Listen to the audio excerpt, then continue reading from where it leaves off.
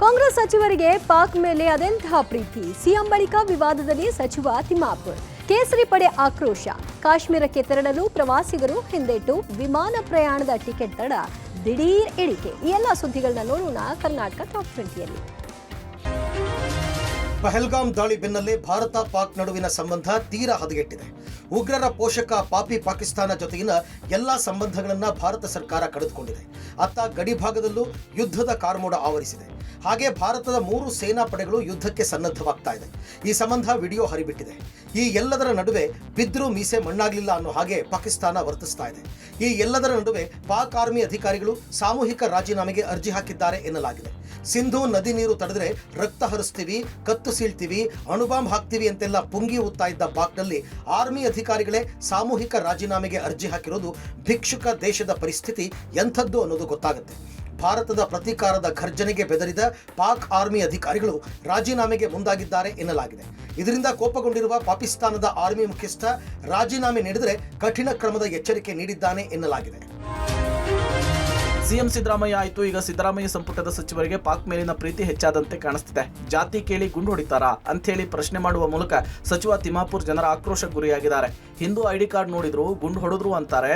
ಟೆರರಿಸ್ಟ್ಗಳು ಮುಸ್ಲಿಮರನ್ನ ಕೊಂದಿಲ್ವಾ ಅಂಥೇಳಿ ಸಚಿವ ತಿಮ್ಮಾಪುರ್ ಹೇಳಿದ್ದಾರೆ. ಯಾರೇ ಸತ್ರು ಬಿಜೆಪಿಯಿಂದ ರಾಜಕೀಯ ಲಾಭಕ್ಕೆ ಪ್ರಯತ್ನಿಸಲಾಗುತ್ತೆ. ಎಲ್ಲವನ್ನೂ ಎಲೆಕ್ಷನ್ ದೃಷ್ಟಿಯಿಂದ ನೋಡೋದು ಸರಿನಾ? ಇದೇ ನಿಮ್ಮ ಧ್ಯೇಯವಾದರೆ ದೇಶ ಎಲ್ಲಿಗೆ ಹೋಗುತ್ತೆ ಅಂಥೇಳಿ ಕೇಂದ್ರ ಸರ್ಕಾರದ ವಿರುದ್ಧ ಹರಿಹಾಯ್ದಿದ್ದಾರೆ. ತಿಮ್ಮಾಪುರ್ ಅವರ ಈ ಹೇಳಿಕೆ ರಾಜ್ಯ ಬಿಜೆಪಿ ನಾಯಕರುಗಳ ಹಿಂದೂ ಸಂಘಟನೆಗಳ ಕಣ್ಣನ್ನ ಕೆಂಪಗಾಗಿಸಿದೆ. ಹಿಂದೂ ಐಡಿ ಕಾರ್ಡ್ ನೋಡಿದ್ರು ಗುಂಡು ಹೊಡೆದ್ರು, ಮುಸ್ಲಿಮ್ನ ಕೊಂದಿಲ್ಲ ಅವರು. ಯಾರೇ ಸತ್ರು ಅದ್ರಲ್ಲಿ ರಾಜಕೀಯವಾಗಿ ಹೆಂಗೆ ಲಾಭ ತಗೋಬೇಕು ಅನ್ನೋದೇ ನಿಮ್ಮ ಧ್ಯೇಯ ಆದರೆ ದೇಶದ ಪರಿಸ್ಥಿತಿ ಎಲ್ಲಿಗೆ ಹೋಗ್ಬೇಕಂತೀರಿ? ಎಲ್ಲವೂ ಇಲೆಕ್ಷನ್ ದೃಷ್ಟಿಯಿಂದ ನೋಡಿಕೊಂಡ್ರೆ ಧರ್ಮ ಕೇಳಿ ಉಗ್ರರು ಗುಂಡು ಹೊಡಿತಾರಾ ಎಂದು ತಿಮ್ಮಾಪುರ ಹೇಳಿಕೆಯನ್ನ ಸಚಿವ ಸಂತೋಷ್ ಲಾಡ್ ಸಮರ್ಥಿಸಿಕೊಂಡಿದ್ದಾರೆ. ಶಿವಮೊಗ್ಗದ ಹೆಣ್ಣು ಮಗಳು ಹೇಳಿದ್ದು ನಿಜ ಇರಬಹುದು. ಹಿಂದೂನ ಅಂತ ಕೇಳಿ ಹೊಡೆದಿದ್ದಾರೆ ಅನ್ನೋದನ್ನ ಒಪ್ಪೋಣ. 90% ಹಾಗೆ ಹೇಳಿರ್ಲಿಕ್ಕಿಲ್ಲ ಅಂತ ಸಚಿವ ಸಂತೋಷ್ ಲಾಡ್ ಸಮರ್ಥಿಸಿಕೊಂಡಿದ್ದಾರೆ. ಇತ್ತ ತಿಮ್ಮಾಪುರ್ ಹೇಳಿಕೆ ಬಿಜೆಪಿ ನಾಯಕರು ಆಕ್ರೋಶ ವ್ಯಕ್ತಪಡಿಸಿದ್ದಾರೆ. ತಿಮ್ಮಾಪುರ್ ಅವರ ಚಡ್ಡಿಯನ್ನ ಬಿಚ್ಚಿ ಚೆಕ್ ಮಾಡಬೇಕಿತ್ತು ಅಂತ ಸಂಸದ ತೇಜಸ್ವಿ ಸೂರ್ಯ ಕಿಡಿಕಾರಿದ್ದಾರೆ. ತಿಮ್ಮಾಪುರ್ ಊಸಿರುವಳ್ಳಿ ತರ ಮಾತನಾಡಿದ್ದಾರೆ.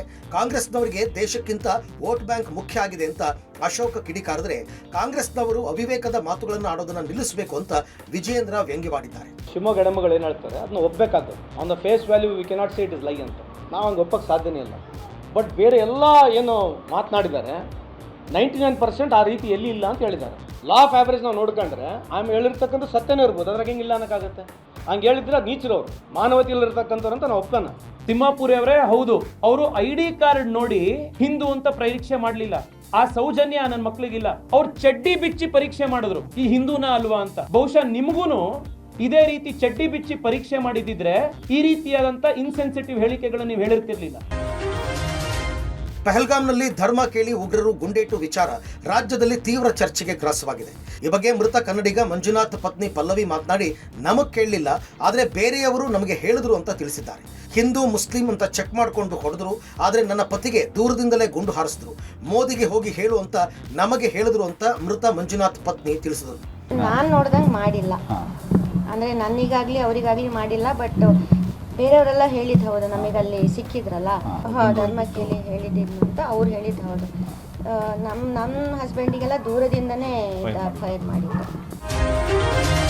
ಪಹಲ್ಗಾಮ್ ಅಟ್ಯಾಕ್ ಬಳಿಕ ರಾಜ್ಯದಿಂದ ಕಾಶ್ಮೀರಕ್ಕೆ ತೆರಳುವವರ ಸಂಖ್ಯೆ ಭಾರಿ ಪ್ರಮಾಣದಲ್ಲಿ ಗಣನೀಯವಾಗಿ ಇಳಿಕೆ ಕಾಣ್ತಾ ಇದ್ದು, ವಿಮಾನ ಟಿಕೆಟ್ ದರ ಕೂಡ 70% 80% ಕುಸಿತ ಕಂಡಿದೆ. ಕಳೆದ ವಾರ ಪಹಲ್ಗಾಮ್ನಲ್ಲಿ ನಡೆದ ಉಗ್ರರ ಪೈಶಾಚಿಕ ಕೃತ್ಯದ ಬಳಿಕ ಪ್ರವಾಸಿಗರ ಸಂಖ್ಯೆ ಇಳಿಕೆ ಕಾಣ್ತಾ ಇದ್ದಂತೆ ಅತ್ತ ವಿಮಾನ ದರಗಳು ಕೂಡ ಏಕಾಏಕಿ ಇಳಿಕೆ ಕಂಡಿದೆ. ಸಾಮಾನ್ಯವಾಗಿ ಇತರೆ ದಿನಗಳಲ್ಲಿ ತುರ್ತಾಗಿ ಜಮ್ಮು ಕಾಶ್ಮೀರಕ್ಕೆ ತೆರಳೋದಕ್ಕೆ ವಿಮಾನ ಟಿಕೆಟ್ ಬುಕ್ ಮಾಡಿದ್ರೆ 30,000 ರಿಂದ 40,000 ಹಣ ನೀಡಬೇಕಿತ್ತು. ಆದರೆ ಪಹಲ್ಗಾಮ್ ಘಟನೆ ಬಳಿಕ ಟಿಕೆಟ್ ದರ 70%ನಷ್ಟು ಕುಸಿತ ಕಂಡಿದೆ. ಪರಿಣಾಮ ಸದ್ಯ ಟಿಕೆಟ್ ಕಾಶ್ಮೀರಕ್ಕೆ 8,000 ರಿಂದ 10,000ಕ್ಕೆ ಇಳಿಕೆ ಕಂಡಿದೆ. ಇದರಿಂದ ವಿಮಾನ ಸಂಸ್ಥೆಗಳಿಗೂ ಭಾರಿ ಹೊಡೆತ ಬಿದ್ದಿದೆ. ಇದರಿಂದ ರಾಜ್ಯದಿಂದ ಕಾಶ್ಮೀರಕ್ಕೆ ತೆರಳುತ್ತಾ ಇದ್ದವರು ಸದ್ಯಕ್ಕೆ ಕಾಶ್ಮೀರದ ಸಹವಾಸವೇ ಬೇಡ ಅನ್ನೋ ಮನಸ್ಥಿತಿಗೆ ಬಂದಂತಿದೆ.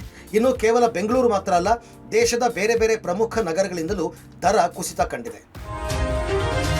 ಕಾಶ್ಮೀರದ ಪಹಲ್ಗಾಮ್ ಉಗ್ರರ ದಾಳಿ ಪ್ರಕರಣ ಹಿನ್ನೆಲೆ ಗುರುರಾಯರ ಸನ್ನಿಧಿ ಮಂತ್ರಾಲಯದಲ್ಲಿ ಆಂಧ್ರಪ್ರದೇಶ ಪೊಲೀಸರು ಹೈ ಅಲರ್ಟ್ ಆಗಿದ್ದಾರೆ. ಪ್ರಸಿದ್ಧ ಧಾರ್ಮಿಕ ಕೇಂದ್ರವಾಗಿರುವುದರಿಂದ ಗುರು ರಾಘವೇಂದ್ರ ಸ್ವಾಮಿ ಮಠ ಹಾಗೂ ಮಂತ್ರಾಲಯದಲ್ಲಿ ತೀವ್ರ ತಪಾಸಣೆ ಮಾಡಲಾಯಿತು.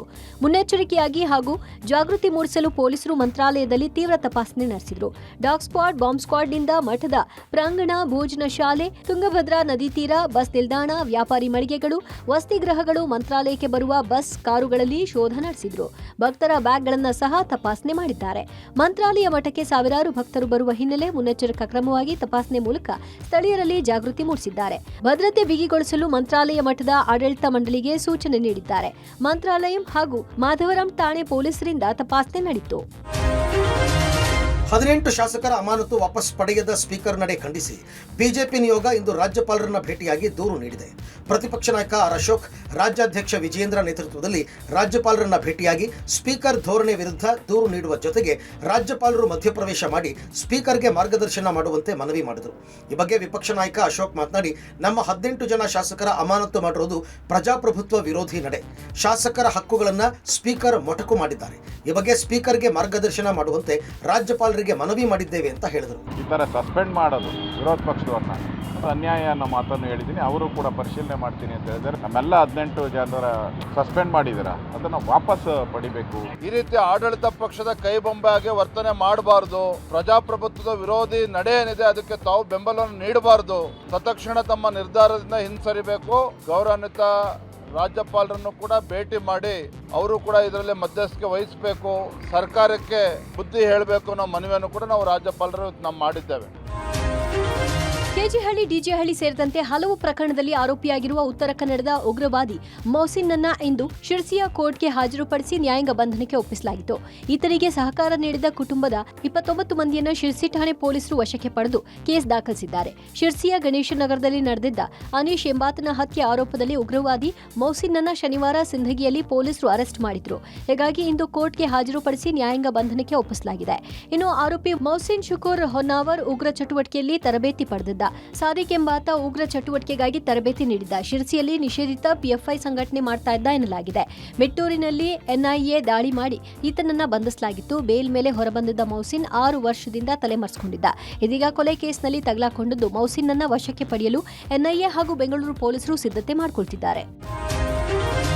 ರಾಜ್ಯದಲ್ಲಿ ಮಳೆರಾಯನ ಅಬ್ಬರ ಮುಂದುವರೆದಿದೆ. ಸಿಡಿಲು ಬಡಿದು ವ್ಯಕ್ತಿ ಹಾಗೂ ಎಮ್ಮೆ ಸಾವನ್ನಪ್ಪಿದ ಘಟನೆ ವಿಜಯಪುರ ಜಿಲ್ಲೆಯಲ್ಲಿ ನಡೆದಿದೆ. ತಾಳಿಕೋಟೆ ತಾಲೂಕಿನ ಬೆಳಗಾನೂರು ಗ್ರಾಮದಲ್ಲಿ ಅಯ್ಯಪ್ಪ ಸಜ್ಜನ್ ಎಂಬ ವ್ಯಕ್ತಿ ಸಿಡಿಲು ಬಡಿದು ಸಾವನ್ನಪ್ಪಿದ್ರೆ, ಪಡೆಕನ್ನೂರು ಗ್ರಾಮದಲ್ಲಿ ಸಿಡಿಲು ಬಡಿದು ಎಮ್ಮೆ ಸಾವಿಗೀಡಾದ ಘಟನೆ ನಡೆದಿದೆ. ಗದಗ ಜಿಲ್ಲೆಯ ಲಕ್ಷ್ಮೇಶ್ವರ ತಾಲೂಕಿನ ಅನೇಕ ಕಡೆಗಳಲ್ಲಿ ಮಳೆಯಾಗಿದ್ದು ವರುಣನ ಆರ್ಭಟಕ್ಕೆ ಜನ ತತ್ತರಿಸಿದ್ದಾರೆ.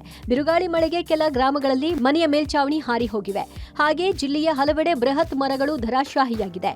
ರಾಯಚೂರಿನಲ್ಲೂ ಧಾರಾಕಾರ ಮಳೆಯಾಗಿದ್ದು ರಾಶಿ ಮಾಡಿ ಒಣಗಲು ಹಾಕಿದ್ದ ಭತ್ತ ಸಂಪೂರ್ಣ ನಾಶವಾಗಿದೆ. ಅತ್ತ ಯಾದಗಿರಿ ಜಿಲ್ಲೆಯಲ್ಲಿ ಆಲಿಕಲ್ಲು ಮಳೆಯಾಗಿದ್ದು ಜಾನುವಾರಿಗೆ ಸಂಗ್ರಹ ಮಾಡಿದ್ದ ಮೇವು ನೀರು ಪಾಲಾಗಿದೆ.